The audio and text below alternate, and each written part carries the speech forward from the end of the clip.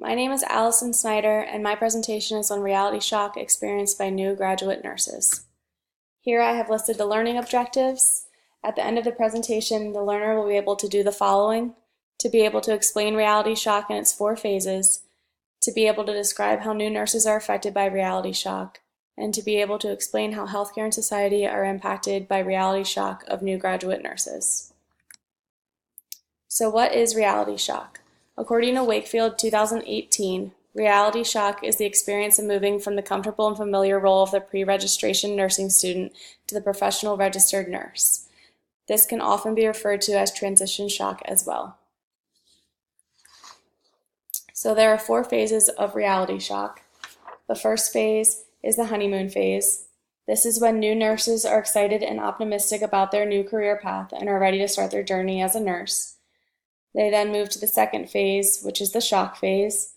This is when new nurses struggle with what they were taught in nursing school versus how they are supposed to practice in the workplace. During this time, they may feel rejected, become withdrawn, and may also deal with increased fatigue and illness. The third phase is the recovery phase. This is when new nurses learn to cope with issues they may be experiencing in their new role as a nurse, and their level of anxiety decreases. And the fourth and final phase is the resolution phase.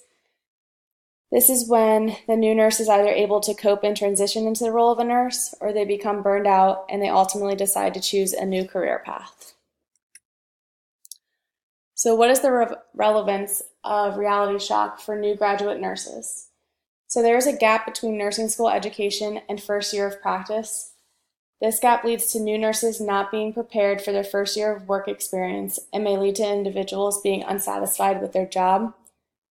Graduate nurses are also not prepared for the fast-paced work environment and culture, shift work, and acuity and workload of patients.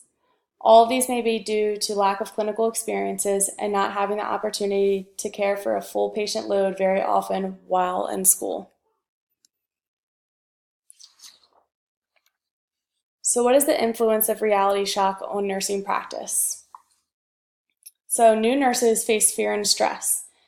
This comes from the possibility of making a medication error, accidentally causing harm to patients, afraid of having a lawsuit filed against them, not feeling prepared, and being worried about what would happen during an emergency situation.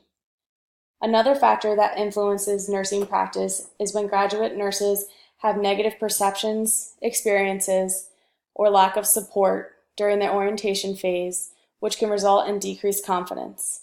In order to promote confidence and competence in new nurses, colleagues, peers, patients, and physicians need to provide positive support and feedback to the new nurse. This not only leads to improved nursing care, but also helps to retain new nurses and allow them to feel comfortable in their new role as a nurse. This is also a time where development of personal and professional identity is established. This is when new nurses are discovering who they are as a nurse and what they want to accomplish throughout their career. By developing a sense of identity, nurses will be able to provide competent and quality care at the bedside. So what impact on healthcare does reality shock on graduate nurses have? So I have identified 4 ways that healthcare is impacted by reality shock. These include the nurse's ideal role performance versus reality of practice, high turnover rates, dissatisfaction with career/job, and nurse burnout. All of these 4 items contribute to nursing shortages and nurse retention rates. If nurses are expecting one role and experience another, they may decide that it's not the job for them and may leave the profession due to job dissatisfaction and pursue another career. This can contribute to nursing shortages due to high turnover rates. Also, when people are constantly leaving the profession, this can put a strain on individuals that are left behind, leading to burnout as they are working under subpar conditions. That is why it is extremely important that new nurses experience a positive orientation that involves positive constructive criticism in order to help them grow and be satisfied in their role as a nurse. What impact does reality shock have on society? Patient safety is of number 1 concern.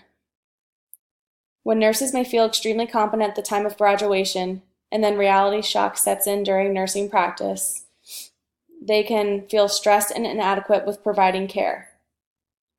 This can cause issues regarding patient safety. These issues include errors, length of stay, cost, and patient harm. When nurses do not feel competent and are stressed, errors may occur. These errors can lead to an increased length of stay and cause possible physical and psychological harm and/or discomfort to the patient. However, not only can length of hospital stay be increased, but hospital costs are also increased as well. In order to improve patient safety, it is recommended that nursing education begins at the undergraduate level and continues through all postgraduate courses. And lastly, patient safety directly affects patient satisfaction and how likely the patient is to recommend care to a friend, peer, family member, colleague, etc. It is our goal to provide quality patient care that is both safe and patient-centered, as well as leave a positive impact and experience on patients, so if they had to come back or recommend us to a friend, they would do so. And to conclude my presentation, the takeaway points are to be able to recognize reality shock and how to prevent it from negatively impacting new nurses, be able to encourage a positive learning atmosphere by providing adequate support and positive feedback to new nurses to ensure that they are providing quality care and are satisfied with their job. This will also help decrease stress and anxiety, leading to less errors, less burnout, and improve retention rates. And most importantly, we want to continue to improve patient safety and satisfaction. We want patients to have a positive experience at what may be a difficult time for them and their families. And here I have listed my references. Thank you.